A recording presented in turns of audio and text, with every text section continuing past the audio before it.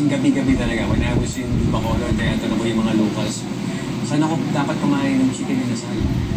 Tapos sabi nila, oh, there's no other place but Idas. Parang may kasabihan niya doon na you haven't been to Bacolod if you haven't been to Idas.